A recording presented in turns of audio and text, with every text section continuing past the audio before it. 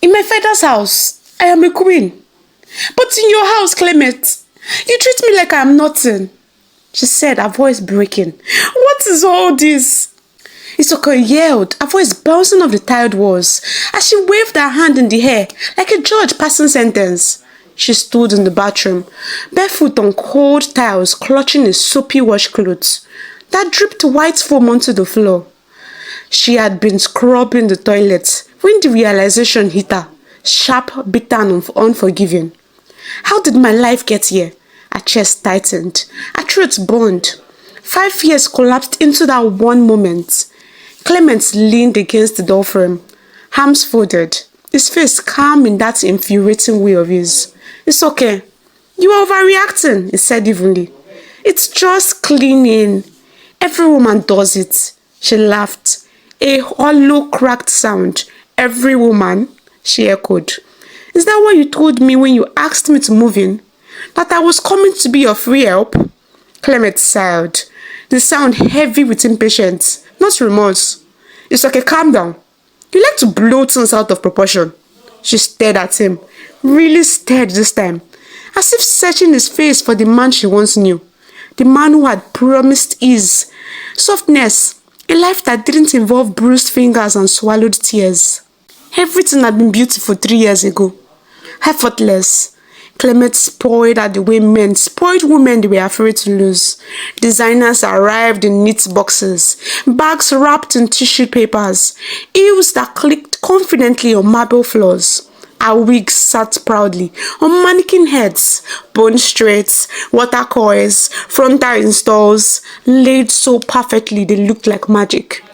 Trips came easily. The Maldives, Dubai. She floated through airports in oversized sunglasses, her skin glowing from facials and beauty treatments. Clement booked without her asking. You deserve the best, he would say, pressing a kiss to her forehead, and she believed him. Why wouldn't she? But exactly after 2 years, things changed quietly. First, the housekeeper stopped coming. She's too expensive, Clement had said casually. Not even looking from his phone. You are at home anyway. Then the dry cleaner stopped picking up clothes. They spoiled my shirt last time, he complained. You can wash them, it's not hard. Trips were cancelled one after the other. Work is tight. Let's postpone. Next year maybe. Next year never came. Slowly, Isoken's world became smaller. Her wigs disappeared into storage. Her designer bags gathered dust. For 3 months, 3 long months, she wore the same all-back cornrow. No salon visits, no pampering, just a full-length mirror in the bedroom, and her own tired hands braiding her hair late at night. The ache in her arms had become unbearable. Clement walked in one evening. As she was screaming her scalp, sweat beading at her temples. Wow, he said casually, glancing at her reflection. You look stunning, she paused, her hands still in her hair. Beautiful like this, she asked. Her eyebrows arched. Her tone sharp with something unspoken. Nah, he chuckled softly. Nothing beats natural beauty. He walked out of the room immediately, as if fleeing from a slap that hadn't yet landed. Ha! It's okay, screamed after him, throwing her hands in the air. Natural beauty. What exhaustion was called now? Another day. Another tax she never signed up for. She was crouched beside the bucket, washing clothes by hand because Clement had refused to buy a washing machine. Those things waste light, he had said. As he scrubbed his stored jacket carefully, too carefully, her fingers slipped against the metal edge. Pain shot through her hand. Ouch! She cried. Instinctively rushing to rinse it, blood mixed with soap and water. And then the tears came, hot, silent, uncontrolled. They dripped into the bucket as she bit her lip, trying not to sob. This was not the life I was promised. Not the life she left Ekpoma for. Not the life she defended to her friends. Not the life she justified to herself every night. She pressed her injured hands to her chest, shoulders shaking. In that moment, kneeling on cold tiles. That evening, Clement met the clothes, still spread across the compound. Some were neatly dried and folded. Others laid in a damp heap, untouched. But evidence of effort and limitation. He dropped his bag and his face hardened. Didn't I tell you that I need that kaftan for an event tomorrow? He shouted as he stormed into the house. Anger already boiling over. Isoke stood in the kitchen, wooden spoon in her hand, stirring the pot of soup slowly. The steam rose up, stinging her eyes. But she didn't blink. I got hot while washing, she said quietly, lifting her injured finger, just enough for him to see the bandage. He barely glanced at it. You could have at least tried to wash the kaftan, he snapped. Is it too much to ask? Her hand trembled slightly as she continued staring, not from pain, but from disbelief. No sorry, no are you okay, no pause, just complaint. Moments like this had become normal. So normal that one would wonder, had Clement ever loved her? Or had he only loved the convenience she slowly became? So, when the scream finally came, it wasn't sudden. It had been waiting. That morning, Isoke stood in the bathroom again. Soap, water, silence, and something inside her finally snapped. What is all this? She yelled, wriggling her finger as if pointing at her entire life. In my father's house, I am a queen, she declared, her voice shaking but strong. But in your house, Clement, you treat me like I am nothing. She had reached her last straw. I am leaving, she said flatly. Clement laughed. A short, cruel sound, leaving, he scoffed. With what money? And to where? The words landed like a slap. And in that instant, it dawned on her, clear and undeniable. He did this on purpose. He had stripped her of independence slowly. Discouraged work, controlled comfort, turned love into leverage. She didn't argue. She didn't cry. That morning, Isoke packed quietly. Her clothes, the wigs from the good years, her bags. She gathered the little cash she had been saving. Small notes eaten from grocery money, laundry soap change, leftover food allowance. She folded them carefully over the years. Put out with another word. Clement watched her from the doorway unmoved. You'll be back, he yelled after her. He was confident, too confident. He knew Isoke had no close friends in the city. He assumed she would run back to Ekpoma, lost, ashamed, unable to blend into village life after tasting Lagos. What he forgot was who she was. Isoke was an Edo babe proper. Beneath blood from her mother, instant strength from her father. People who bend but never break. People who always find a way. Isoke knew one thing for certain. She wasn't going back. Not to Clement, not to that life. Never again. The trip back to the village was heavy with mixed feelings. Isoke sat by the window of the minibus, waiting for it to fill up, her bag clutched tightly on her lap, as if it were the only thing keeping her grounded. Outside, conductors shouted destinations.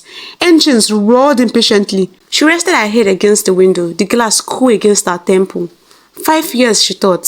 5 years of silence. 5 years of excuses. 5 years away from home. God will do a new thing for you. The voice cut gently through her thoughts. Isoke lifted her head. An old man stood by the roadside, wearing a worn-out suit that had seen better decades. His shoes were dusty, his tie loose, but his eyes were bright, steady, knowing. He wasn't shouting like the other preachers. He wasn't aggressive. He simply looked at her and smiled, as though he was speaking to her. Let faith lead you, he continued softly. Fear is the enemy. Leap into that thing and God will guide your steps. Their eyes met and something broke. Tears streamed down Isoke's face. Unrestrained now, she didn't wipe them away. She didn't care who saw. In that moment, she knew she was doing the right thing. She wept. Not because she was returning to the village, but because it had taken her so long to choose herself. The bus finally started moving. The old man faded into the crowd, but his words stayed, wrapping around her heart like a promise. When she stepped into her parents' compound, the smell of hearth and home greeted her. The mango tree still stood. The walls still carried familiar cracks. Everything looked smaller than she remembered, but warmer. Her father sat on a wooden chair, his back turned to the gate, speaking quietly to her mother. Her mother saw her first. Isoke, she gasped, her voice trembling. Is that you? Yeah, it's me, Isoke said, managing a weak smile. Her mother screamed her name and rushed forward, her wrapper flying, her arms wide open. Her father turned sharply, disbelief flashing across his face before it melted into something deeper. They reached her at the same time. They hugged her tightly, as if afraid she might disappear again. This was their first meeting in 5 years. Breathing in a scent she had missed without realizing it. Her father held her firmly, his grip steady, grounding. "You didn't call us that you were coming," her mother said, rubbing her arm over Isoke's arm, studying her face closely, as if searching for answers written on her skin. "Are you okay? Is Clement coming too?" Isoke's heart skipped. "Clement," she repeated, forcing a small laugh. Once during a phone call, she had bragged, half joking, half hopeful, that the next time she returned to the village, it would be for her wedding to Clement. She remembered the silence on the line that day, the careful advice, the prayers that followed. "Clement isn't coming," she whispered. "I just came to surprise you for the Christmas holiday." The lie slipped out smoothly, almost too smoothly. She hadn't planned to lie, but shame held her tongue, shame and fear of admitting that they had been right. That Lagos wasn't a place where money grew on trees. That Clement wasn't the man she had painted him to be. Her mother nodded slowly. "It's okay, na shop we wan go." Her mother's voice echoed from the doorway, as Isoken stood in front of the mirror, beating her face to perfection. She adjusted her lashes, fluffed her wig, and tilted her head, satisfied. Isoken burst out laughing. "Mommy, see you. It can't be cut on fresh now." Her mother shook her head, smiling as they walked together to the shop. But as soon as they arrived, her mother stopped suddenly. "Ah, it's okay. You are in charge," she said, already handing her bag over. "I don't forget say we get women meeting for church." "Mommy, wait now," Isoke began. Too late. Her mother was already halfway down the road, wrapper swaying, leaving Isoke standing in front of the shop, with responsibility dropped neatly into her hands. Not long after, Isoke was arranging goods outside the shop, adjusting sachets and stacking items neatly, when a car pulled up and stopped in front of her. She looked up. The door opened and her breath caught. A tall, handsome young man stepped out, dressed simply but confidently. A familiar smile spread across his face. "Isoke," he called softly. "Is that you?" Her heart skipped once, then twice. "Olise," she said, forcing a smile, as she straightened her back instantly, lifting her chin without thinking. He smiled wider. "I heard you were around for the holidays. I didn't believe it. But seeing you now," he paused. His eyes warm. "Wow, you look so beautiful." Olise, the one she had left behind after school. The one who had begged her not to go to Lagos. The one she chose ambition and Clement over. She shifted uncomfortably. "Thank you," she said lightly. "It's just for the holidays." "For the holidays," Olise repeated, nodding slowly. "So when is the wedding?" The question landed gently, but firmly. Isoken's chest tightened. "Oh, Clement and I," she began carefully, arranging goods that didn't need arranging. "We are not together anymore." Olise's smile faded, but only slightly. "I see," he said quietly. Then after a pause, "I'm sorry." She looked at him surprised. "I thought you'd be angry," she admitted. "The way I left, I always assumed you hated me." Ulysses shook his head. "I was hot, not angry. There's a difference." He met her eyes steadily. "And seeing you now, I'm just glad you're okay." Isoken swallowed hard. The days that followed were busy, too busy. Everywhere Isoke turned, she ran into familiar faces, old classmates, neighbors, girls she once shared decks and secrets with. Each meeting came with wide smiles and loud greeting, but beneath the laughter, comparisons hung heavily in the air. "Isoke, Lagos babe," one of them squealed, pulling her into a hug. "You are glowing, oh." Isoke laughed easily, flipping her wig. "Ah, Lagos will change you now." They sat together, catching up. One had started a fashion brand, shipping dresses to Abuja and Port Harcourt. Another had married, but still ran a thriving catering business. One worked remotely for a foreign company, earning in dollars, talking casually about investments. Isoke nodded, smiled, and laughed at the right moment. "Oh, wow, that's amazing," she said again and again. When it was her turn, she kept it light. "Lagos is busy. You know how it is now. Work, trips, soft life." She looked good, sounded good, and deceived them all. Each time she walked away, the smile faded, just a little quicker. Finally, she visited her father's sister. Auntie Essie's compound was lively. painted in warm colors, music playing softly from inside. Auntie Essie herself was seated on the veranda, phone in hand, legs crossed casually, looking nothing like the stereotypical village aunt. Auntie Essie was millionaire now. Isoken, she exclaimed, "Come here, my star!" They hugged tightly. This was the woman who had always understood her, the one who had argued endlessly with her father about letting Isoken study theatre and media arts. She has talent, and yes, she had insisted back then. Let her try. After school, when Isoken cried night after night about wanting to go to Lagos, and yes, he had her back. She told her brother, Lagos is not madness. Opportunity lives there too. Isoken broke. She cried hard, ugly sobs that shook her shoulders, the kind of crying that had been stored for years. He ruined me, she choked. He took everything. My confidence, my time, my voice. Auntie Essie held her, stroking her back gently. Why didn't you say anything? She asked softly.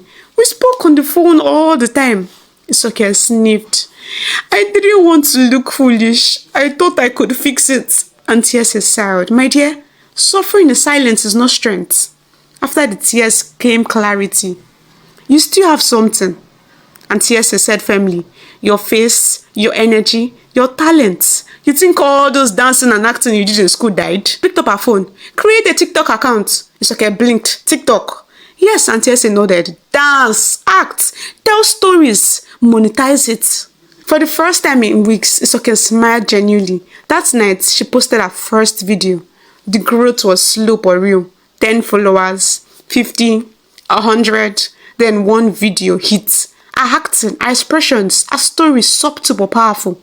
By Christmas Eve, brands were commenting, followers were increasing, people were asking, who is this girl?